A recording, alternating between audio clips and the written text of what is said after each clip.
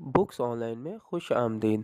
Subscribe कीजिए और bell icon पर क्लिक करके हमारे चैनल के लेटेस्ट नोटिफिकेशंस को ऑन कीजिए।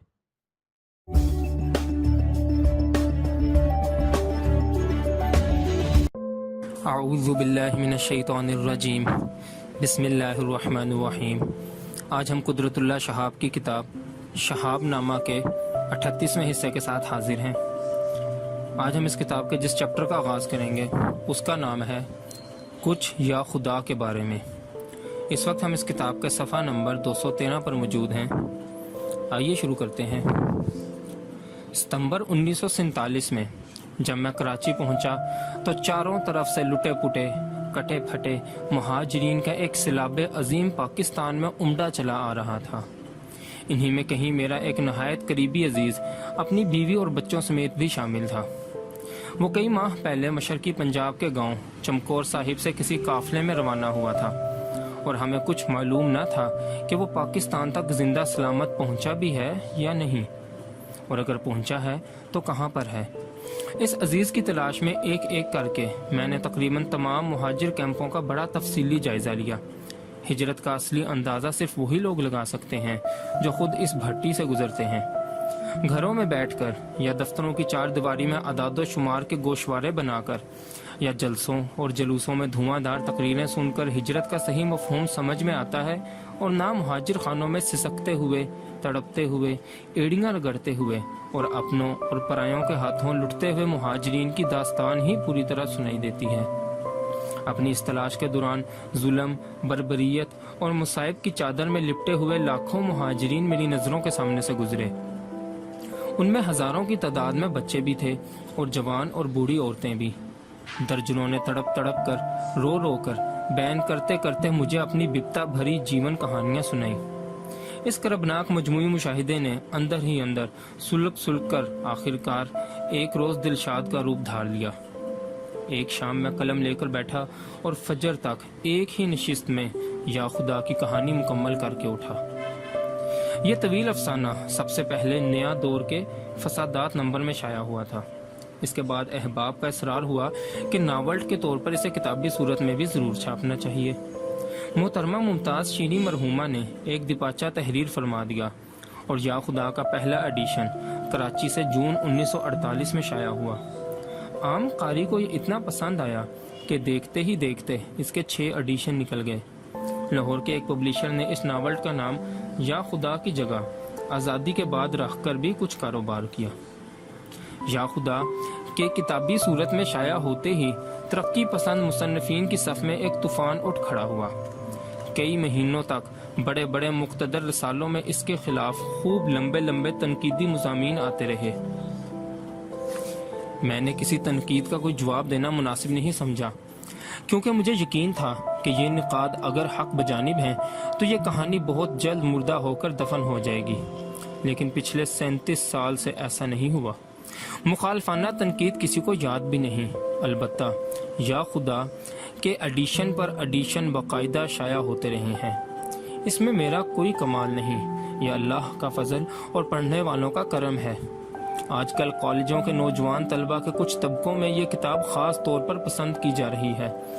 बहुत से लड़के और लड़कियां या खुदा की जिल्दों पर मेरा ऑटोग्राफ लेने आते रहते हैं। उनमें से अक्सर हैरत से ये सवाल पूछते हैं, क्या वाकई हमारा वतन ऐसे वाक़यात से गुजरा है जो इस किताब में दर्ज हैं? अगर ये सच है तो दूसरे अदीब क्यों नहीं लिखते, वगैरह वगैरह। या खुदा के माजी और हाल पर रोशनी डालने के लिए मैं यहाँ पर 3 दस्तावेज़ात की नकूल दर्ज कर रहा हूँ।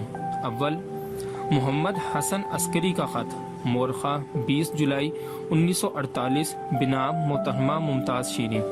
दोम, अगस्त 1950 के अदब लतीफ़ लाहौर में अबू अल फजल सिद्दीकी का मजमून बाउनवान या खुदा और उसका दिबाचा। सोम, नमाए वक्त के एक नौजवान सहाफ़ी अजहर सुहेल के तासुरात, जो लाहौर, रावलपिंडी, मुल्तान और कराची के मैगजीन सेक्शन 29 मार्च तक ता 4 अप्रैल 1985 में शाया हुए। मोहम्मद हसन अस्करी का ख़त, मुमताज़ शीनी के नाम, मार्फत मकतबा जदीद अनारकली लाहौर, 20 जुलाई 1948। मोहतरमा आदाब, इस वक्त रात का 1:30 बजा है। मैंने इसी वक्त कुदरतुल्लाह शहाब की किताब या खुदा पढ़कर ख़त्म की है। सबसे पहले तो मैं आपको ऐसा दिबाचा लिखने पर मुबारकबाद देता हूँ। आपने बड़े बेलाग तरीके से और बिल्कुल बेझिझक हकीकत का इजहार किया है। आपने जिस तरह फसादात के मुतल्लिक अफसानों का तज्जिया किया है वो मुझे बहुत पसंद आया। खसूसन किशन चंदर के मुतल्लिक तो आपने बड़ी साफ गोई से काम लिया है। आपने कतई तौर पर साबित कर दिया है कि आपका जहन हर किस्म के तासुबात से पाक है और आप किसी की रूह रायत नहीं करती। हमारे अदीब इस खौफ से अपनी ज़बान बंद रखते हैं कि हमारा कोई हिंदू दोस्त बुरा ना मान जाए या हमें रिज्जत पसंद ना समझ लिया जाए। इस किस्म का खौफ हमारे कौमी नुक्ता नज़र से जो कुछ भी हो, खालस अदबी नुक्ता नज़र से भी बड़ी पस्त चीज़ है। ये देखकर मुझे इंतहाई मुसर्रत हुई कि हमारे यहाँ कम से कम एक लिखने वाले ने तो दयानतदारी बरती। मैं तो ये ज़रा भी नहीं चाहता कि महज कौमी फ़ायदे के लिए लोग अपनी असली राय को छुपाएं या हकीकत को मसख करें। अगर हमारे यहाँ वाकई कोई ऐसा आदमी है जो रिम बोर्ड की तरह का कोई विजन अपने अंदर रखता है और वो पाकिस्तान की बर्बादी की दुआएं मांगता है, तो मैं उससे इख्तलाफ रखने के बावजूद उसे सर आंखों पर बिठाऊंगा, उसे इजहार की पूरी आज़ादी दूंगा और उसके हक की हमायत में कायद-ए-आज़म तक से लड़ने को तैयार रहूंगा। मगर दुख तो इस बात से होता है कि हमारे अदीब महज दूसरों को खुश करने के लिए या दूसरों के कहने से पाकिस्तान और मुसलमानों के खिलाफ नफरत या कम से कम बदजनी फैलाते हैं।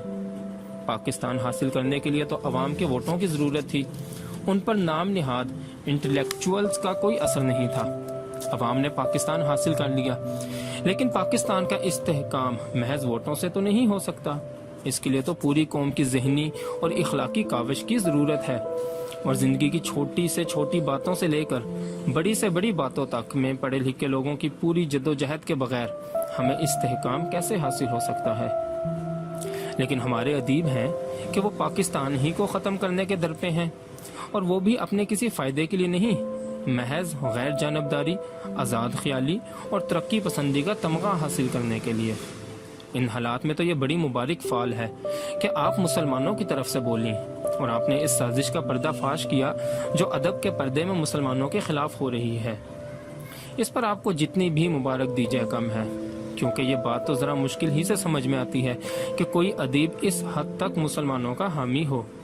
फिर आपने कोई जज्बाती बात भी नहीं कही, सीधी सीधी 2 और 2 4 वाली बातें की हैं। मैं इस बात को पाकिस्तान के हक में कोई अच्छी बात नहीं समझूंगा कि पाकिस्तानी अदीब हर बात में कौम या हुकूमत की हमायत करने लगें या हर बात को सिर्फ कौमी मुफाद के नुक्ता नज़र से देखें। मैं तो सिर्फ वो महज मारूजियत और सच्ची गैर जानबदारी चाहता हूँ और कौम की सच्ची तमीर का राज इसी में समझता हूँ। आपको मालूम होगा कि आजकल फ्रांस में जिम्मेदार अदब का बड़ा चर्चा है। इसके मुतालिक एंड्रे गाइड ने कहा था, I count only on the deserter. मैं तो इस मकूले का बुरी तरह कायल हूँ। अगर मैं अपने लिए किसी शानदार मुस्तकबिल का ख्वाब देखता हूँ तो वफादार की हैसियत से नहीं बल्कि भगोड़े की हैसियत से। मगर इसके साथ साथ मुझे ये भी याद है कि गाइड अफ्रीका में राइटर्स रेजिस्टेंस कमेटी का सेक्रेटरी भी था। हालांकि बाद में अरागोन साहिब ने भी यह मुतालबा किया कि ज़ैद पर मुकदमा चलाया जाए क्योंकि वो जर्मन सिपाहियों के रवैये की तारीफ करता है। तो ऐसे नाजुक वक्त में तो ज़ैद तक कौमी खिदमत पर आमादा हो गया था क्योंकि उस वक्त ज़हनी ईमानदारी का तकाजा यही था।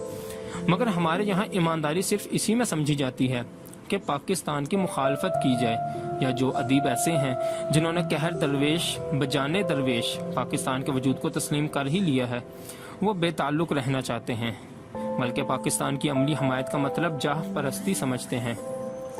यहाँ चंद नौजवान ऐसे अदीबों की एक नई अंजुमन बनाना चाहते थे जो पाकिस्तान के वफादार हों। मुझे इस बात से बड़ी खुशी हुई। मैंने तासीर साहिब को भी शिरकत के लिए राज़ी कर लिया। लेकिन जब ये नौजवान क़य्यूम नज़र साहिब वगैरह के पास गए तो उन्हें यह जवाब मिला कि तासीर और अस्करी को किसी मुलाजमत की तलाश है। अदीबों की अंजुमन बना के अपना प्रोपागेंडा करना चाहते हैं ताकि लंबा हाथ मार सके। अब बताइए कि ऐसे आलम में आदमी क्या करे क्या ना करे। तरक्की पसंदों ने मेरे बारे में ये उड़ा रखा है कि इसे हुकूमत से पैसे मिलते हैं, غرض یہ کہ بولیں تو یہ سب سنیں اور چپ کیسے رہیں۔ قوم کو مرتے ہوئے نہیں دیکھا جاتا۔ مجھے تو آپ کی یہ تحریر دیکھ کر بڑا تعجب ہوا۔ خدا کرے کہ آپ زیادہ لکھا کریں۔ ہماری ضرورت تو قوم کو اسی وقت ہے، کہیں تریاق بعد از وقت نہ پہنچے۔ قدرت اللہ شہاب کا افسانہ بھی مجھے بہت پسند آیا۔ میں تو کہتا ہوں کہ یہ کتاب ہر پاکستانی کے گھر میں ہونی چاہیے۔ اگر شہاب صاحب پسند کریں تو میری یہ رائے اپنی کتاب کے اشتہار میں دے دیں۔ میں اس پر اخبار امروز میں تبصرہ کر رہا ہوں۔ کوشش کروں گا کہ زیادہ سے زیادہ اخباروں میں اس پر تبصرہ ہو جائے۔ خیر، یہ کوئی لافانی افسانہ تو نہیں ہے، مگر اپنے مقصد کے پیش نظر بڑا کامیاب ہے۔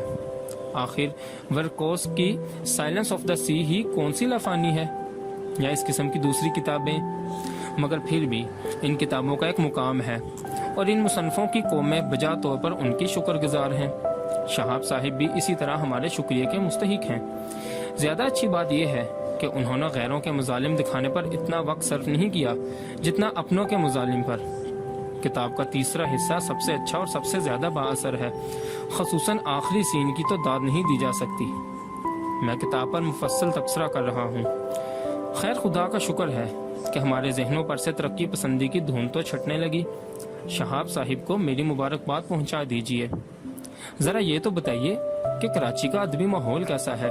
کتنے لوگ پاکستانی ہیں اور کتنے ترقی پسند؟ ذرا جلدی سے جواب دیں تو اچھا ہے۔ سمت شاہین صاحب کو آداب۔ نیاز مند محمد حسن عسکری، بشکریہ، نیا دور، کراچی، شمارہ 7980۔ یا خدا اور اس کا دیباچہ۔ ابو الفضل صدیقی۔ ادبی تخلیقات کی رفتار جتنی تیز ہوتی ہے اتنی ہی ان فنکاروں کی پیداوار میں کمی ہوتی جاتی ہے جن کے یہاں انفرادیت ہوتی ہے۔ اس دلچسپ حقیقت کو ہم نے اردو ادب میں بھی دیکھ لیا ہے۔ بیدی، کرشن چندر، عصمت اور دو ایک نام اس فہرست میں اضافہ کر لیجئے جنہوں نے اردو افسانہ نگاری میں انفرادیت کی کچھ ایسی مہر لگائی اور اپنی بے پناہ فکر و استعداد سے پیچھے آنے والے ادیبوں کو اس طرح متاثر کیا کہ سن 43 کے بعد ہر نیا ادیب انہی افسانہ نگاروں کی دنیا میں کھو کر رہ گیا۔ کرشن چندر انداتا کے بعد آہستہ آہستہ انحطاط کی جانب مائل ہونے لگے۔ بیدی نے ادب کو کبھی کبھار مشغلہ بنا لیا اور عصمت جنس سے نکل کر جب مزدوروں اور کسانوں کی دنیا میں آئی تو اپنے پیچھے چلنے والوں سے بھی پیچھے رہ گئی۔ جب ہمارے ادب کا یہ حال ہو تو ایسی صورت میں جب کوئی بت شکن اٹھ کھڑا ہوتا ہے تو اسے دیکھ کر خواہ بڑے پجاری اور پرانے بت کتنے ہی خفا اور جزبوز کیوں نہ ہوں، لیکن ایک سچا نقاد داد دیے بغیر نہیں رہ سکتا۔ قدرت اللہ شہاب سن 43 کے بعد کا ایک بہت بڑا بت شکن ہے جس نے اپنے افسانوں سے صرف چونکایا ہی نہیں بلکہ بتوں اور پجاریوں کے صفوں میں ایک عجیب انتشار سا بھی پیدا کر دیا ہے۔ اس کا آخری افسانہ یا خدا تو اس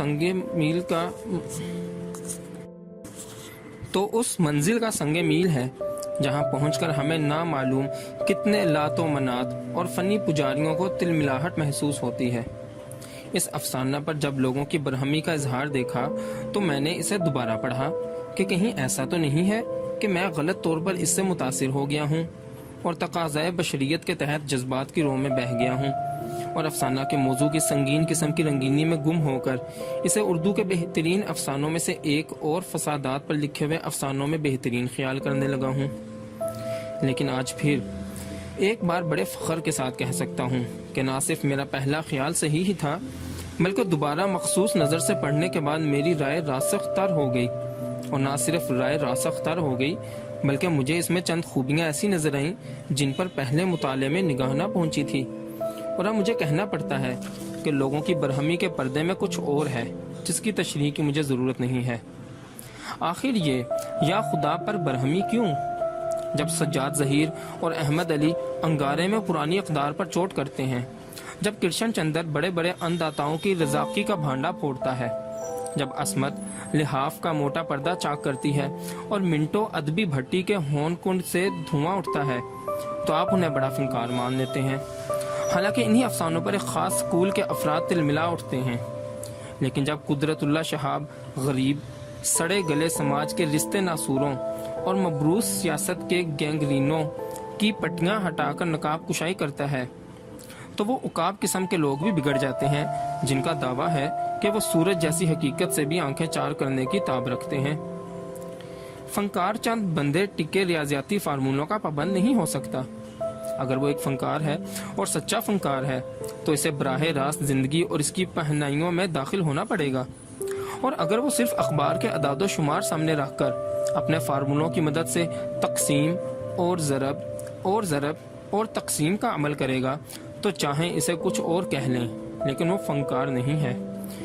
اور ترقی پسند ادیب تو بالکل ہی نہیں ہے، کیونکہ ترقی پسندی مصلحت کی قائل نہیں۔ یہاں زخموں پر پردہ نہیں ڈالا جاتا، یہاں پھوڑوں کو دبایا نہیں جاتا، وہ انہیں عریاں کرتا ہے، خواہ سیاست اور مصلحت اندیشی چیختی اور کراہتی ہی کیوں نہ رہے۔ حقیقی معنی میں ترقی پسند فنکار ایک ماہر سرجن کی طرح چر سے نشتر لگا دیتا ہے۔ قدرت اللہ شہاب پر چونکہ نکتہ چینی کی جاتی ہے، اسے میں وہ تنقید سمجھتا ہوں جسے ادب کی تو بالکل ہوا ہی نہیں لگی۔ البتہ اس میں نہایت گہری قسم کی سیاسی دور اندیشی کے نشانات ضرور پائے جاتے ہیں، مگر جب یہ تنقید کرنے والے اپنی ان تنقیدوں کے ادبی اصولوں پر مبنی ہونے کا دعویٰ کرتے ہیں تو پھر داستان گوئی کے عشرت خانے سے نکل کر تنقید کے میدان میں آنے کو جی چاہتا ہے۔ ایک ایسا قلم ہاتھ میں لے کر جو تلوار سے بھی زیادہ تیز ہو اور جو اس غلیظ تنقید کا خاتمہ کر دے۔ میں ایک افسانہ نگار اور ناول نویس ہوں۔ تخلیقی ادب کی میرے نزدیک اہمیت بھی زیادہ ہے، اس لیے نہ تو تنقید کو میں اپنا ادبی مشغلہ بنا سکتا ہوں اور نہ ہر نئے اور پرانے ادیب و شاعر کی قسمت کا فیصلہ کرنے کی اجارہ داری کا بوجھ میرے نحیف شانے سنبھال سکتے ہیں۔ اس لیے میں قدرت اللہ شہاب کے کہنے والوں کے بارے میں کچھ کہنا نہیں چاہتا، مگر قدرت اللہ شہاب کے بارے میں چند باتیں کہنی نہایت ضروری سمجھتا ہوں، اس لیے کہ میری ادبی ایمانداری اور فنی خلوص بار بار مجھے اکسا رہا ہے کہ اس ہنگامے میں جبکہ سیاہ و سفید کی تمیز دنیا کے کسی شعبے میں باقی نہیں رہ گئی تو کم سے کم ادب کے چشمہ کی صاف پھواروں کو ہر قسم کی آمیزش سے بچانا ہمارا نہ صرف ادبی بلکہ اخلاقی فرض ہے، اور ایسے موقع پر چپ بیٹھے رہنا بھی ایک بڑا فنی جرم ہے۔ قدرت اللہ شہاب کی افسانہ نگاری اور میرا نام دیکھ کر ممکن ہے کہ لوگ پہلی نظر میں یہ خیال کریں کہ اس مضمون کے ترکش سے کوئی نیا تیر چھوٹے گا، لیکن جب وہ یہ مضمون پڑھیں گے تو انہیں بڑی مایوسی ہوگی کہ انہی کے گروہ کا ایک خادم ادب جس کا ترقی پسندی پر پورا ایمان ہے، آج اپنے ہی اصولوں کی بنا پر ایک سچی بات کہنے میں اس کی بالکل پرواہ نہیں کر رہا ہے کہ خود اس کے اپنے حلقے سے کتنی آوازیں اس کے برعکس اٹھ چکی ہیں۔ اس ہنگامہ نے مجھے قدرت اللہ شہاب کے تقریباً تمام پچھلے مشہور افسانے پڑھنے کے لیے اکسایا۔ میں نے پچھلے 2-3 سال سے ہر نئے اور پرانے افسانہ نگار کی تخلیق کو ذرا غور کے ساتھ پڑھنے کی کوشش کرتا ہوں۔ مجھے اچھی طرح یاد ہے کہ کتنے افسانے ایسے ہیں جو ادبی اور افسانوی معیار پر پورے اترتے ہوں۔ میری رائے ناقص میں ان افسانوں کی تعداد بہت کم ہے۔ انہی محدود چند افسانوں میں سے چند افسانے قدرت اللہ شہاب کی جدت و قدرت فکر کا نتیجہ ہیں۔ سب سے پہلی چیز جو شہاب کے یہاں ہمیں متاثر کرتی ہے وہ یہ ہے کہ ہر افسانہ نگار کی شخصیت ہمارے سامنے مکمل طور پر ابھر کر آ جاتی ہے اور افسانہ کے مطالعے کے ساتھ ساتھ نکھرتی چلی جاتی ہے، اور یہی ایک چیز ہے جس نے شہاب کو نہ صرف ایک کامیاب افسانہ نگار بنا دیا بلکہ ایک صاحب طرز ادیب اور ایک حساس شاعر کے ساتھ ایک منفرد انشا پرداز بھی بنا دیا، اور ہر جہتی طور پر وہ ایشیا کا ایک عظیم فنکار ہے جس کے پاس گھلاوٹ اور شیرینی کے خوشگوار گھونٹ ہیں، جس کی آستینوں میں طنز و تشنیع کے تیز نشتر اور مسموم پیکان ہیں، جس کی دستار پر بانک پن اور تیکھے پن کے رنگین ترے لہرا رہے ہیں، اور اس کو یہ تمام چیزیں ان تمام افسانہ نگاروں سے ممیز کرتی ہیں جو سپاٹ اور بے جان طریقے سے ایک اچھی بات کو پیش کر دینا ہی سب سے بڑی نیکی اور سعادت سمجھتے ہیں۔ اچھی بات کا تو میں بھی قائل ہوں، لیکن اچھی بات اچھے طریقے سے پیش نہ کرنا بھی بری بات سے کم نہیں۔ ادب میں موضوعات کچھ زیادہ مختلف نہیں ہوتے، ایک دور کے اکثر ادیبوں کا تجربہ اور مطالعہ تقریباً ایک ہی سا ہوتا ہے، لیکن ان کی تخلیقات میں جو چیز امتیازی شان پیدا کرتی ہے وہ ان کے پیش کرنے کا طریقہ ہوتا ہے۔ ادب میں ابلاغ کو بہت اہمیت ہے۔ آپ کے پاس خواہ کتنا ہی عمدہ موضوع ہو، لیکن اگر طرز ادا بھونڈا ہے تو صرف موضوع آپ کی ادبی تخلیق کو جاندار نہیں بنا سکتا۔ موضوع اور طرز اظہار کا جسم روح والا رشتہ ہوتا ہے، اور وہ بھی خوشگوار تناسب کے ساتھ۔ موضوع اور فن کو جن ادبا نے صحیح طور پر جانا ہے ان میں یہ نوجوان افسانہ نگار بھی ہے۔ پہلے پہل ادبی دنیا میں نے شہاب کے افسانے دیکھے تو باوجود نام کے نئے پن کے مجھے ان کی انفرادیت نے متاثر کیا، اور سب سے شروع کی ہی چند چیزوں میں مجھے شہاب کے اندر مستقبل قریب کا ادبی بت شکن ابھرتا نظر آیا۔ یہ نوجوان فنکار جس سے میں باوجود اشتیاق ملاقات کے بھی ابھی تک نہیں مل سکا ہوں، افسانوں میں ہم سے اس طرح ملتا ہے کہ ایک حد تک اشتیاق ملاقات کی تشنگی تسکین بھی پا جاتی ہے اور تیز تر بھی ہو جاتی ہے۔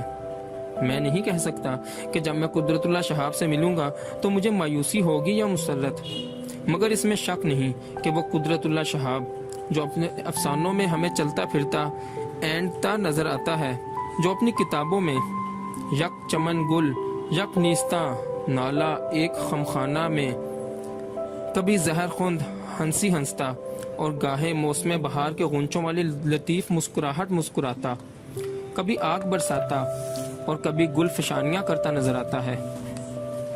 قدرت اللہ شہاب تو ضرور اس قابل ہے کہ ہم اس سے محبت کریں۔ محبت کا لفظ میں نے خوب سوچ سمجھ کر استعمال کیا ہے، اس لیے کہ قدرت اللہ شہاب اپنے افسانے کے کرداروں کو ہم پر مسلط کر کے ہمیں متاثر نہیں کرتا، بلکہ افسانوں کے کرداروں سے زیادہ اس کا طرز ادا اور خود افسانہ نگار کی شخصیت کو ہم پر سوار کر دیتا ہے۔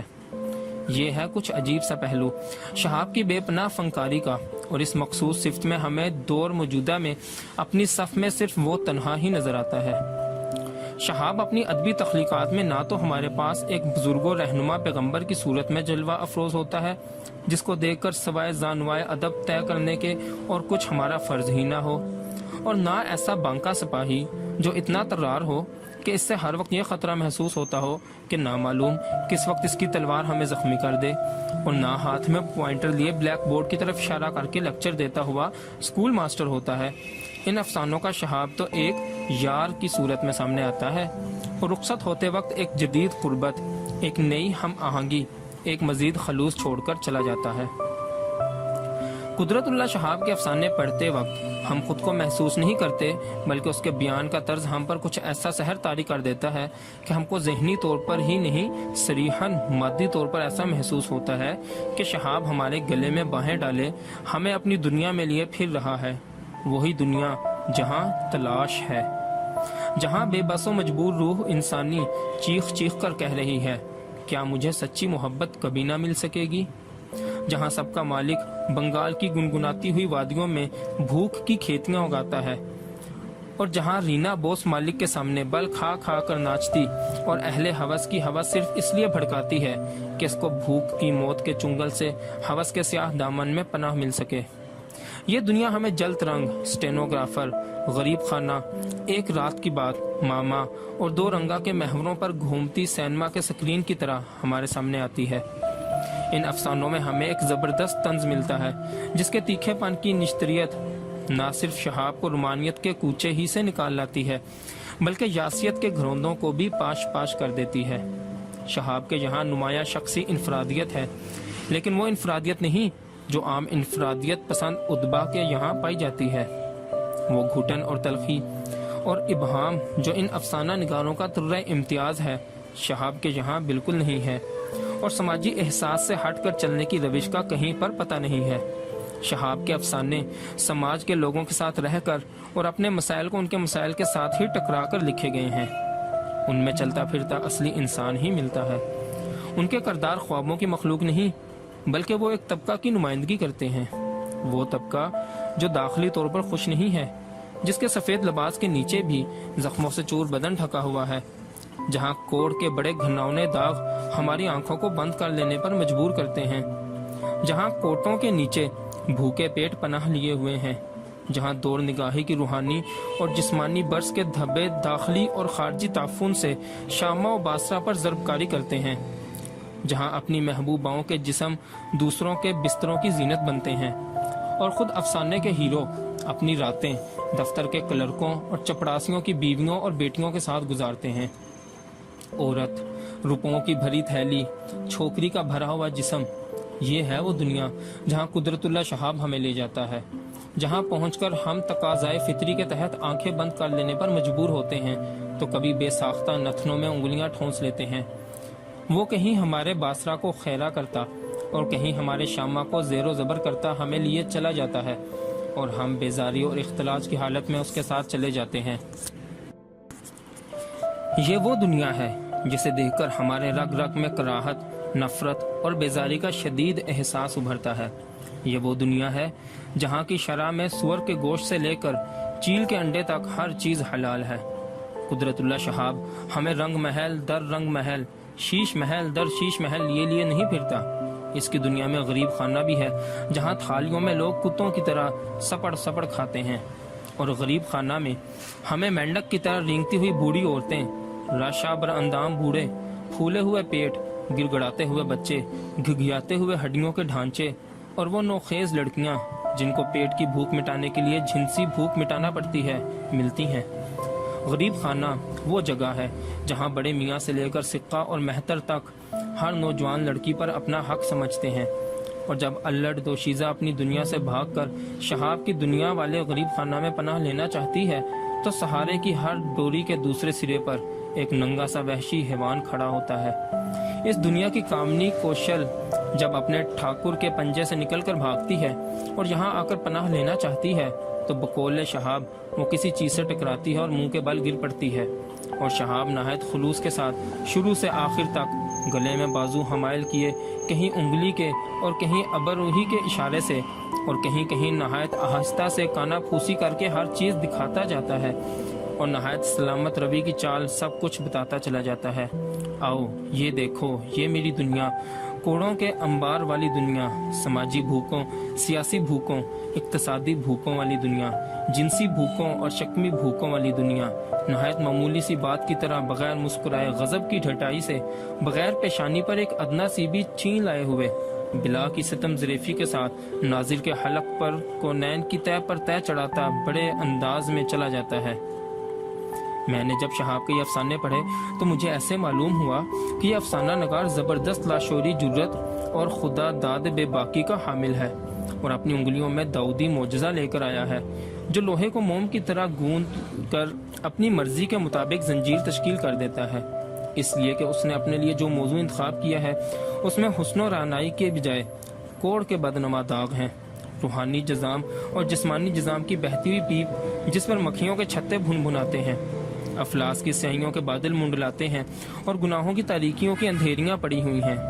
یہ ایک بہت نازک مقام ہے، اور جب ایک افسانہ نگار ان چیزوں کو اپنے یہاں جگہ دیتا ہے اسے بہت چاقو چوبند ہو کر اور اپنی صلاحیتوں کو بھرپور کام میں لا کر افسانہ لکھنا پڑتا ہے، کیونکہ موضوع کی غیر شریرت اور بے رنگی جو کرداروں اور ماحول کی کراہتوں کی صورت کاری کے سامنے آ کر سرے سے انہیں پڑھنے سے ہی روکتی ہے، چہ جائی کے دلچسپی کے ساتھ مطالعہ کرے، اور میں بھی شہاب کے افسانے ہرگز نہ پڑھتا اگر ان میں بے پناہ خلوص اور سٹائل میں اس غضب کی جان نہ ہوتی۔ اس تاریک دنیا کو شہاب کے جاندار سٹائل نے اور اس پرخلوص زور بیان نے اس قدر روشن اور گوارا بنا دیا ہے کہ بے اختیار شہاب سے محبت کرنے کو جی چاہتا ہے۔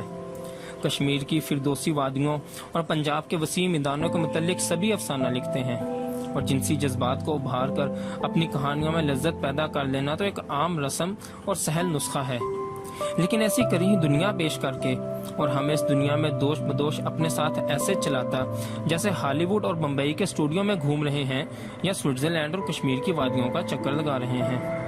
آج کل کے افسانہ نگاروں میں صرف قدرت اللہ شہاب کی انگلیوں کا معجزہ ہے۔ میں کسی قسم کے تعصب کی بنا پر نہیں کہہ رہا ہوں۔ آپ ہی بتائیے کہ کرشن چندر سے کشمیر کی رنگین وادیاں چھین لی جائیں اور ندیم سے پنجاب کے گنگناتے روشن میدان لے لیے جائیں اور شفیق الرحمان سے دہرادون اور شملہ کے ہرے بھرے نشیب و فراز نکال لیے جائیں، عصمت، منٹو اور مفتی کے یہاں اعصابی تشنج نہ ہو تو کیا آپ ان کے افسانوں کو پڑھیں گے؟ یہ ایک بہت بڑا سوال ہے جس کا جواب پوچھنا میری جرت رندانہ ہے، اور جس کا جواب بھی کچھ دل گردے والا انسان ہی دے سکتا ہے۔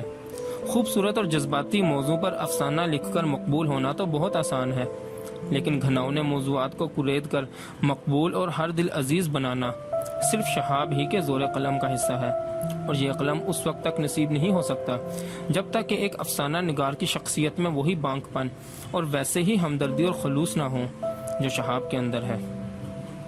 اب کچھ یا خدا کے متعلق۔ شہاب کا یہ افسانہ نہ صرف اس کے پچھلے تمام افسانوں میں بڑھ چڑھ کر ہے، بلکہ اس کا شمار زبان اردو کے بہترین افسانوں میں کیا جا سکتا ہے۔ جس طرح قحط بنگال کے افسانوں میں کرشن چندر کا ان داتا سب سے زیادہ بھرپور اور مؤثر افسانہ ہے، اسی طرح قدرت اللہ شہاب کا یا خدا فسادات پر لکھے ہوئے افسانوں میں ہے۔ یا خدا فسادات پر لکھے ہوئے افسانوں کا بادشاہ ہے۔ اس کے اندر وہ بے پناہ حقیقت نگاری اور ایسی شدید روح ملتی ہے کہ بعض مصلحت اندیش لکھنے والے اس پر ارتداد و کفر کا فتویٰ صادر کر بیٹھے۔ اپنی عمر میں جن محدود چند چیزوں سے قاری انتہائی متاثر ہوا کرتا ہے، ان میں ایک یا خدا بھی ہے۔ لیکن جب ظہیر بابر اور مجتبیٰ حسین کے مضامین دیکھے تو مجھے خوف ہوا کہ کہیں میں غلط راہ پر تو نہیں جا پڑا ہوں، جذبات کی رو میں کہیں لجت پسندی کا تو شکار نہیں ہو گیا ہوں۔ لیکن جب میں نے یا خدا کا دیباچہ اور یہ مضامین پڑھے تو یہ محسوس کیا کہ ان مضامین اور دیباچہ کو یا خدا سے کوئی علاقہ نہیں ہے، کیونکہ دیباچہ میں یا خدا کے متعلق کہنے کے بجائے کچھ اور کہا گیا ہے، اور مضامین میں یا خدا سے زیادہ دیباچہ پر بحث کی گئی ہے، اور اصل مصنف سے زیادہ دیباچہ نگار پر نکتہ چینی کی گئی ہے۔ اور کچھ ایسا اندازہ ہوتا ہے کہ قدرت اللہ شہاب بیچارے ایک جانب سے اعلیٰ کار ہیں اور دوسری جانب سے چکی کے دو پارٹوں میں گیہوں کے ساتھ گھن بن کر پسے گئے ہیں، اور ان پر کسی اور جذبے کے تحت تیر و نشتر چلائے گئے ہیں، اور اس بے مثال افسانہ میں فرقہ پرستی کے ناپاک جراثیم تلاش کیے گئے ہیں۔ اس میں شک نہیں کہ افسانے کا فریم دیکھ کر پہلی نظر میں ضرور یہ اندازہ ہوتا ہے کہ اس تصویر میں چلاک سیاستدان کی طرح ایک ہی رخ پیش کیا گیا ہے۔ اس کے پیش کرنے والے کے خلوص میں مجھے ذرہ برابر بھی شبہ نہیں ہے۔ فنکار کے قلم نے صرف ان احساسات کی عکاسی کی ہے جو ایک مخصوص ماحول میں ایک خاص طبقہ کی نمائندگی کرنے والے کردار سے وابستہ ہیں۔ ہندوستان اور پاکستان میں جو فرقہ وارانہ فسادات ہوئے، ان میں ظالم و مظلوم کی تمیز اٹھ گئی تھی۔ ظالم ادھر بھی تھے اور ظالم ادھر بھی، اور جانبین میں سے کسی ایک کی بھی یہ منطق ظلم کے لیے وجہ جواز نہیں ہو سکتی کہ پہلے اقدام کس کی جانب سے ہوا۔ ہر ہر مہادیو اور نعرہ تکبیر کے نعروں اور جے کاروں میں مرنے والے وہ مظلوم تھے جنہیں الگ الگ نہیں کیا جا سکتا۔ اگر ایک ماحول کا مصنف صرف اپنے ماحول کے مظلوموں کی عکاسی صحت نیت کے ساتھ کر دیتا ہے تو اس کے یہ معنی کب ہو گئے کہ اس کے ماحول کے حدود کے باہر مظلوم ہے ہی نہیں۔ ترقی پسند نقطہ نظر تو یہ کہتا ہے کہ ہم اس کی تخلیق کو اس بات کے پیش نظر جانچیں کہ آیا فنکار کہیں جھوٹ تو نہیں بول رہا ہے، یا اپنے ماحول کی عکاسی کرتے ہوئے کسی سچی بات سے چشم پوشی تو نہیں کر رہا ہے، اور اس تصویر کے پیش کرنے میں کہیں افراط و تفریط سے تو کام نہیں لے رہا ہے۔ شہاب کے اس افسانوں کو پڑھ کر جو لوگ اس میں فرقہ واریت کے کیڑے دیکھتے ہیں وہ دراصل حقیقت سے آنکھیں چراتے ہیں۔ حقیقت کو پیش کر دینے سے خواہ لوگوں کے رونگٹے کھڑے ہو جائیں یا حلق کڑوے ہو جائیں، لیکن حقیقت تو حقیقت ہے، اور اس کی تلخی یا ترشی مسلم، اسے شینی بنانا کسی کے بس کی بات نہیں۔ یا خدا میں صرف ان لوگوں کو فرقہ پرستی کے کیڑے ملتے ہیں جو یا تو مصلحت اندیش ہیں یا پھر جو ان فسادات میں آگ اور خون کی دنیا سے بہت دور بیٹھے صرف پریس کی مدد سے اپنی معلومات میں اضافہ کرتے رہے اور رائیں قائم کرتے رہے، اور اخباری دوربینوں سے مشاہدہ کر کے افسانے لکھتے رہے، اور نہایت سستی قسم کی موٹی مصلحت اندیشی کے تحت جان بین کے ظالموں اور مظلوموں میں توازن رکھتے ہوئے دونوں قوموں میں صلح کرانے کا فورتھ کلاس قسم کا پروپیگنڈا کرتے رہے۔ خیر، ان افسانہ نگاروں کے جذبہ کو مطعون نہیں کیا جا سکتا، کم از کم اس کے اندر سطحی مسمومیت ضرور ملتی ہے، اور اگر اس سے قوم کی حالت سدھر سکتی ہے اور نفرت کی آگ ٹھنڈی ہو سکتی ہے تو ایسا ضرور کرنا چاہیے۔ لیکن ہر فنکار سے یہ امید کرنا کہ وہ اپنے مزاج کو بدل کر اور اپنے اوپر اعتدال و توازن کا خول چڑھا کر اس نیک کام میں ان کا ہاتھ بٹائے تو یہ چیز بہت بے معنی ہے۔ یہ ایک ٹھنڈی طبیعت کا ادیب تو کر سکتا ہے، لیکن شہاب جیسا شعلہ مزاج اور تند طبیعت نوجوان فنکار اس پر کیسے قادر ہو سکتا ہے، جسے اپنا خلوص اس قدر عزیز ہے کہ خود اپنی تلاشی لیتے ہوئے بھی اسے باک نہیں ہے۔ ایسے ادیب سے یہ امید کرنا کہ وہ اپنی نوک قلم بجائے حقیقت کی آگ کے مصلحت کی برف میں ڈبو کر لکھے فضول ہے، کیونکہ اس کے پچھلے افسانے یہی ظاہر کرتے ہیں کہ اس کے اندر مصلحت کمپرومائز کے عناصر پیدا ہی نہیں ہو سکتے۔ وہ اس مقدس آگ کے دبانے سے مجبور ہے جو انسانیت سوز آگ کے شعلوں کو دیکھ کر ایک فنکار کے اندر بھاگ سے بھڑک اٹھتی ہے اور اس شعلہ فشانی کے بغیر شہاب زندہ نہیں رہ سکتا۔ یا خدا، میں اس کے احساسات کی یہ آگ اپنی انتہا کو پہنچ گئی ہے، یہاں تک کہ لوگوں نے اس کی وسیع انسانی ہمدردی کے جذبہ کو غلط سمجھ کر بدحواسی میں اسے فرقہ پرست کہہ دیا۔ لیکن میں پھر سوچتا ہوں اور بار بار میرے ذہن میں ایک بات کھٹکتی ہے کہ قدرت اللہ شہاب پر یہ تمام عطاب اس لیے نازل ہوا ہے کہ محمد حسن عسکری اور ممتاز شیری نے اس کو سراہا، ورنہ یا خدا کی نوعیت وہی تھی جو خواجہ احمد عباس کے سردار جی کی تھی۔ بلکہ میں یہ کہوں گا کہ سردار جی میں تو ایک تشنگی کا احساس باقی رہ جاتا ہے، اس میں کوئی بھرپور کردار ملتا ہے اور نہ ایسی فضا جس کے مطابق ہم ماحول کا تجزیہ کر کے اس چیز پر مطمئن ہو سکیں جو فنکار کہنا چاہتا ہے۔ سردار جی کا آخری حصہ تو اتنا غیر فطری اور بے جان ہے کہ مصنف کی مصلحت اندیشی اور توازن قائم کرنے کا پول نہایت پھس پھسے طریقے سے کھل جاتا ہے اور افسانہ ایک بچگانہ کوشش بن کر آپ اپنا مذاق اڑانے لگتا ہے۔ اس افسانہ کی ابتدا میں سکھوں سے جو نفرت کا جذبہ ابھرتا ہے وہ سردار جی کے خاتمے پر زائل نہیں ہوتا، کیونکہ اس کا خاتمہ بہت کمزور ہے اور بچوں کے بہلانے کا جھنجھنا سا بجتا سنائی دیتا ہے۔ شہاب کے افسانہ کو غور سے پڑھنے کے بعد یہ پتہ چلتا ہے کہ اس میں ایک زندہ سما ہے اور اس کی فضا میں آپ کو شروع سے آخر تک نہایت یکسانیت ملتی چلتی جاتی ہے، اور ایک ایسا تجزیہ جس کی روشنی میں نہ صرف آپ کو فسادات کا صحیح پس منظر معلوم ہو جاتا ہے بلکہ اس گھنونے ماحول سے نفرت ہونے لگتی ہے، اور اس نفرت کو ابھارنا اور اجاگر کرنا ہی مصنف کا سب سے بڑا مقصد ہے۔ شاید ترقی پسند نقاد اس افسانے پر لکھتے وقت یہ بھول جاتے ہیں کہ لینن نے کہا ہے، اگر اپنے ماحول کو بدلنا ہے تو سب سے پہلے اس ڈھانچے سے نفرت کرو۔ قدرت اللہ شہاب جب بھی نفرت کا جذبہ ابھارتا ہے تو کیا اس کا یہ فعل عین ترقی پسند نہیں ہے؟ فرقہ پرستی کے جراثیم کو ختم کرنے کے لیے صرف دلی کے گورنمنٹ ہاؤس میں بیٹھ کر صلح کی بات چیت کرنا ہی کافی نہیں ہے، کیونکہ فسادات کی بنیاد صرف مذہب یا عقیدہ نہیں ہے، اس کی تہ میں بہت سے عناصر کار فرما ہیں۔ عناصر دونوں جگہوں پر یکساں ہیں اور انہی سے مل کر یہ ماحول بنا ہے۔ اس لیے جب تک ان بنیادی عناصر سے نفرت پیدا نہ کی جائے اس وقت تک اس ماحول کا پردہ چاک نہیں ہو سکتا اور اصل جراثیم نہیں مٹ سکتے۔ یا خدا کے مصنف کا سب سے بڑا فنی کمال یہ ہے کہ اسے پڑھ کر ہندو یا سکھ سے من حیث القوم نفرت کا احساس بیدار نہیں ہوتا، بلکہ خنجر بھونکنے والے سے زیادہ خنجر بھونکنے کے عمل اور وحشت و بربریت کی جانب ہم متوجہ ہوتے ہیں۔ دلشاد سے ہمیں اس لیے بڑی ہمدردی نہیں ہوتی کہ وہ ایک مسلمان لڑکی تھی اور ملا علی بخش کی بیٹی تھی، بلکہ شہاب کے خلوص بیان نے اسے اس طرح پیش کیا ہے کہ پڑھتے وقت ہم یہ تو بالکل فراموش کر بیٹھے ہیں کہ وہ کون ہے۔ وہ ہمیں صرف ایک معصوم لڑکی دکھائی دیتی ہے جسے چند وحشی درندے نوچتے دکھائی دیتے ہیں، اور کچھ طرز بیان کا جادو ہم پر ان درندوں کے اس طاغوتی فعل سے ایسا جذبہ نفرت اور لڑکی کی مصیبت پر اپنی ہمدردی بیدار کرتا ہے کہ ہم شیطانی عناصر کے خلاف کمر بستہ ہو جاتے ہیں۔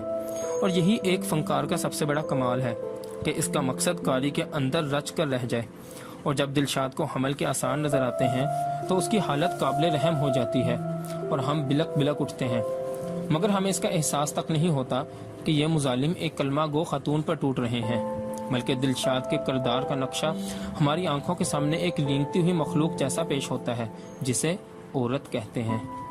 اور پھر عورت بے بس و مجبور، عصمت و عفت کی دیوی، جس کے بطن کا مقدس صندوق خالق مطلق نے اپنی تخلیقی شاہکار کی مانت کے لیے منتخب کیا ہے، اور دلشاد کا بچہ ہمارے سامنے صرف ایک ناجائز اولاد ہی کی شکل میں نہیں آتا بلکہ اس وحشت و بربریت کی زندہ تشکیل ہے۔ جب انسانیت دشمن بو الہوس انسان نما درندے انسانی تہذیب و تمدن کے تمام سرمایہ کو ملیا میٹ کر کے اپنی ہوس کی آگ بجھاتے ہیں، یہ دلشاد اگر گیتا یا سیتا ہوگی تو بھی کوئی خاص فرق نہیں پڑے گا۔ یہ ملیک سنگھ اور دربار سنگھ اگر شہباز خان اور گلزار خان ہوں گے تو اس عمل میں ماحول کے لحاظ سے ایک ہلکا سا فرق محسوس ہو سکتا ہے، لیکن گیتا اور سیتا کی مظلومیت بھی اسی نوعیت کی ہوگی جیسی دلشاد کی تھی، اور ان کی ناجائز اولاد بھی اسی طرح انسانیت کے نام پر طنز و تشنیع کا ایک تیر پھینکتی اور پکار پکار کر کہتی، او میاں ہندوستانی صاحب، دیکھو ہم ہیں 20ویں صدی کی آئینی اور اخلاقی دنیا کے روشن اور سفید صفحہ پر تمہارے ٹپکائے ہوئے کالے دھبے، وہ دھبے جن کی مثال ہندوستان سے باہر اس صدی میں باوجود دنیا کی 2 عظیم جنگوں کے بھی کہیں اور نہیں ملتی۔ یا خدا کو پڑھ کر اور اس کے ماحول کا تجزیہ کر کے قاری کے اندر ایک وسیع انسانی ہمدردی کا جذبہ پیدا ہوتا ہے۔ اس کی بنیاد سکھ اور مسلم پر نہیں بلکہ ظالم اور مظلوم پر ہے۔ اس کے کردار اپنے ماحول کے لحاظ سے اپنا عمل کرتے دکھائی دیتے ہیں۔ اس ماحول کو خواہ یو پی میں رکھ لیجئے، چاہے بہار میں یا بنگال، آسام اور سندھ میں، اس کی بنیاد نہیں بدل سکتی۔ البتہ دلشاد اپنا نام بدلتی جائے گی، وہ کہیں گیتا ہوگی اور کہیں سیتا اور کہیں سیدہ اور کہیں رقیہ، مگر اس کے ساتھ چند رندے بے دردی سے انسانیت کی بے گور و کفن ننگی لاش کی بوٹیاں نوچتے نظر آئیں گے۔ اب بتائیے کتنا بڑا ظلم ہے اور افسانہ نگار کی کاوشوں کی کتنی بڑی بے قدری ہے جب آپ اپنی خاص اینک سے دلشاد کو صرف مسلمان ہی سمجھ لیں۔ حالانکہ یا خدا کے خلوص بیان اور ترقی پسند تنقید نگاری کا تقاضا یہ تھا کہ دلشاد صرف ایک عورت کی صورت میں نظر آتی، ایک مظلوم و بے بس عورت۔ ان کے دل میں دلشاد سے ہمدردی کرتے وقت خود مسجد اور گردوارے کے جھگڑے کھڑے ہو جاتے ہیں تو وہ اپنے دل کا چور مصنف کے ساتھ تھوپ دینا چاہتے ہیں، حالانکہ تصنیف میں کوئی ادبی نشان بھی اس قسم کا نظر نہیں آتا۔ ایک بات اور قابل افسوس ہے کہ اس افسانے کو شائع کرتے وقت قدرت اللہ شہاب نے ممتاز شینی سے دیباچہ لکھوایا، مگر انہوں نے بھی مصنف اور تصنیف دونوں کے ساتھ خلوص کا وہ ثبوت دیا جو شیریں جیسے ممتاز اور بلند پایا فنکار کے کسی صورت سے بھی شایان نہ تھا۔ انہوں نے بجائے اس کے کہ اپنی ناقدانہ قوتیں افسانہ کے حسن و قبا پر صرف کرتی، بلکہ ترقی پسندوں کے خلاف زور قلم دکھایا۔ حیرت ہے کہ ابھی 2 سال پیشتر جب محترمہ دور افسانہ نگاری کا جائزہ لینے بیٹھی تھیں تو کرشن چندر انہیں افسانہ نگاری کا دیوتا نظر آتا تھا، اور اس کے ردی سے ردی افسانے میں بھی وہ باریکیاں دیکھتی تھیں اور ایسی ایسی تشریحیں کرتی تھیں کہ بیچارہ افسانہ نگار مصنف سوچتا ہے کس کی یہ تصنیف ہے، کم مصداق ہو کر دانتوں میں انگلیاں دبا کر رہ جاتا تھا۔ اور پیرا نمی پرند مریدہ می پرانند کا مضمون تھا، لیکن ترقی پسند تحریک سے الگ ہوتے ہی انہیں کرشن چندر کے انداتا میں بھی کیڑے دکھائی دینے لگے، حالانکہ اس سے پیشتر مختلف پہلوؤں سے وہ اس پر قصیدہ خوانی کر چکی تھیں، مگر اب نامعلوم ادب میں کایا پلٹ ہو گئی یا وہ خود کایا کلپ ہو گئیں کہ ترقی پسند فنکاروں کی تمام کوششیں سرے سے محمل اور بے جان نظر آنے لگیں، اور اس کے اظہار کے لیے وہ مواقع کی تلاش میں اس درجہ سرگرم ہو گئی کہ مناسب اور نامناسب کی تمیز بھی کھو بیٹھی۔ شیریں جیسی صاحب فکر و نظر سے ہمیں امید اس چیز کی تھی کہ وہ اپنی اعلیٰ اور رفع استعداد کے مطابق سنجیدگی کے ساتھ یا خدا کا جائزہ لیں گی اور اپنے تبحر علمی کا شان تنقید کریں گی۔ شیر شاہ کی بڑی یا سلیم شاہ کی بڑی کا مقابلہ تو یوں بھی تنقید میں کوئی مستحسن چیز نہیں ہے، اور دیباچوں اور تبصروں کو ادبی پالی بنانا کوئی ادبی خدمت نہیں ہے۔ خیر، ہر شخص کو اپنے قول و فعل کا اختیار ہے، انہیں اس کی قطعاً آزادی ہے کہ وہ اپنی پچھلی 6 سالہ ادبی خدمت کا گلا گھونٹ کر ایم اسلم اور کیسی رامپوری کو بیدی اور کرشن چندر پر فضیلت دیں، مگر قدرت اللہ شہاب کو اس اکھاڑے میں اتار کر بیدی اور کرشن چندر سے بڑھانا اصولی طور پر غلط ہے۔ انہوں نے قدرت اللہ شہاب کو عقیدت کے ہار پہنا کر اور یا خدا کا کچھ مطلب سادی دیگر است قسم کا دیباچہ لکھ کر شہاب کے ساتھ ٹھیک نادان دوست والی دشمنی کا ثبوت دیا ہے، اور ذاتی اغراض کی بنا پر ایک عظیم فنکار کو اعلیٰ بنایا ہے۔ آپ کی غرض پوری ہو یا نہ ہو، مگر فنکار کا مطلب تو بگڑ ہی جائے گا۔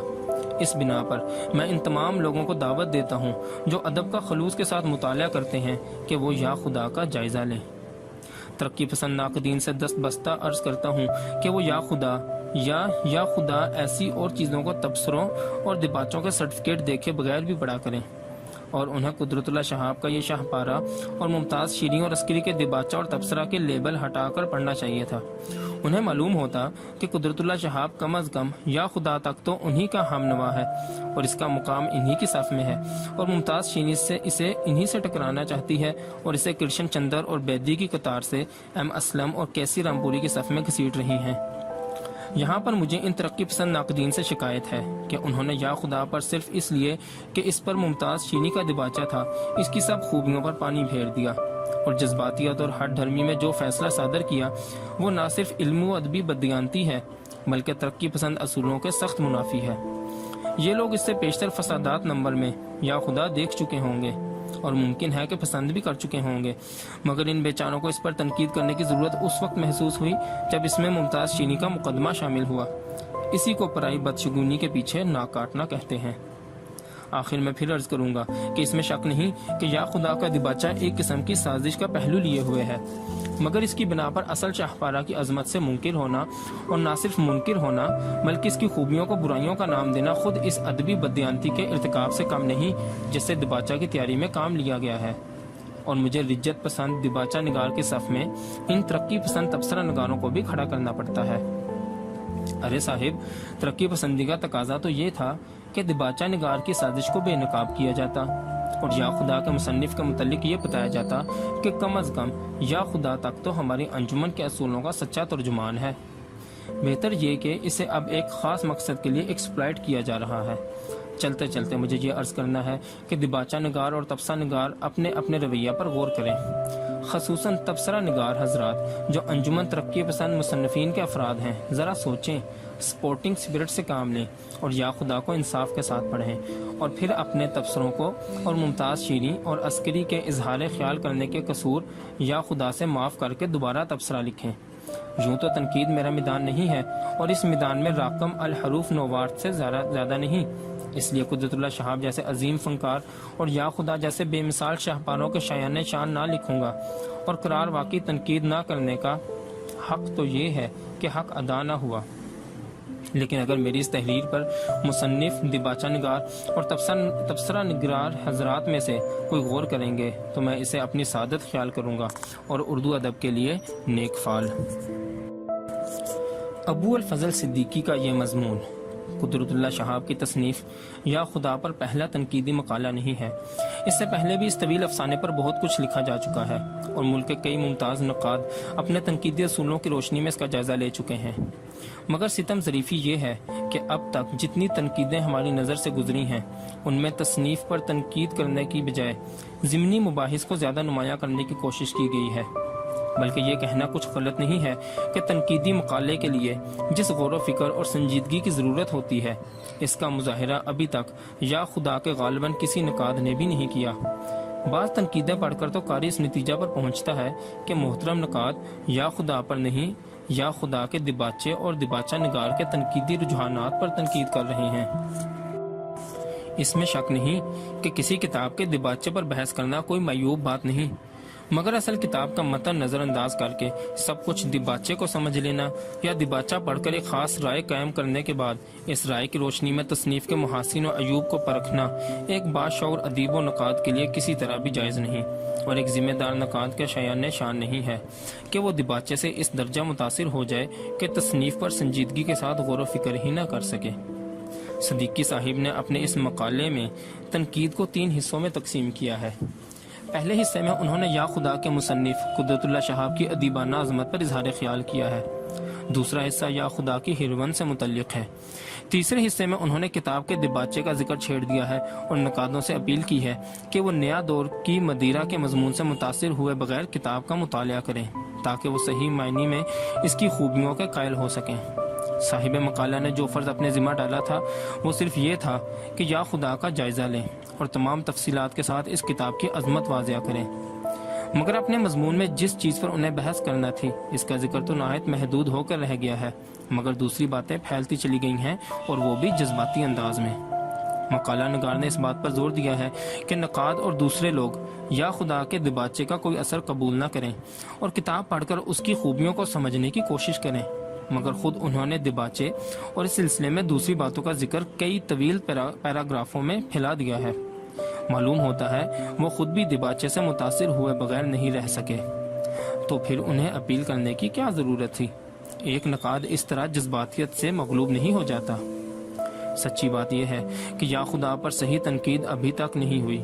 غیر متعلقہ امور اس طرح الجھ کر رہ گئے ہیں کہ کتاب کی اصل سپرٹ ان کے سامنے رہ ہی نہیں سکی۔ ایڈیٹر۔ بشکریہ، ادب لطیف، لاہور، اگست 1950۔ کچھ یا خدا کے بارے میں نظریں خوش گزرے۔ یہ بہت پہلے کی بات ہے، شاید 1959 کی۔ تب میں 5ویں جماعت کا طالب علم تھا کہ والد صاحب ایک چھوٹی سی کتاب لائے اور میں نے دیکھا کہ اسے پڑھتے ہی انہوں نے بے اختیار رونا شروع کر دیا۔ اس کے بعد موقع ملتے ہی میں نے وہ کتاب ان کی الماری سے اڑائی اور پڑھنا شروع کر دیا۔ چھوٹی سی کتاب تھی، گھنٹہ بھر میں ختم ہو گئی، مگر اسے پڑھ کر مجھے رونا نہیں آیا۔ 4 سال قبل میں نے یہ کتاب دوبارہ پڑھی تو آنکھوں میں آنسو آ گئے۔ تب ایک دم جیسے بجلی چمکتی ہے مجھ پر انکشاف ہوا کہ یہ کتاب اس وقت رلاتی ہے جب آپ کا شعور پوری طرح بالغ ہو چکا ہو۔ اس کتاب کا نام یا خدا تھا اور اس کے مصنف تھے قدرت اللہ شہاب۔ قدرت اللہ شہاب جو ایک زمانے میں انڈین سول سروس کے ستون تھے، پھر CSB کے کافی بلند پایہ ستون رہے۔ آج کل ممتاز مفتی کی میت میں تصوف کے ایک پورے سلسلہ شہابیہ کے بانی مبانی بنے ہوئے ہیں۔ نستعلیق کتابی چہرے پر نیم متشرہ سی داڑھی بھی بڑھا لی ہے۔ یہ الگ بات ہے کہ صوفیوں کی متداول عادت کے برعکس اب وہ مزید نرم دل، مزید آہستہ گو ہو گئے ہیں۔ آج کل انہیں دیکھ کر، ان کی باتیں سن کر بے اختیار صاحب کا یہ شعر یاد آ جاتا ہے کہ فروتنی ست دلیل رسید گانے کمال کہ چون سوار بمنزل رسد پیادہ شود۔ ان میں اتنی عاجزی اور انکسار ہے کہ لگتا ہی نہیں یہ شخص کبھی بہت زبردست مارکے کا سرکاری افسر بھی رہا ہوگا۔ نرم دم گفتگو، گرم دم جستجو، رزم میں تو ہم نے دیکھا نہیں مگر بزم میں وہ پاک دل و پاک باز ہی محسوس ہوئے۔ وہ ساری عمر اپنے متعلقین اور وابستگان کو حیران ہی کرتے رہے، تب بھی جب صدر پاکستان کے سیکرٹری تھے، تب بھی جب اطلاعات کے سیکرٹری تھے، اور تب بھی جب نوکری چھوڑ کر یونیسکو میں جا بیٹھے اور ایک روز پتہ چلا کہ خفیہ طور پر وہ اسرائیل کا چکر بھی لگا آئے ہیں۔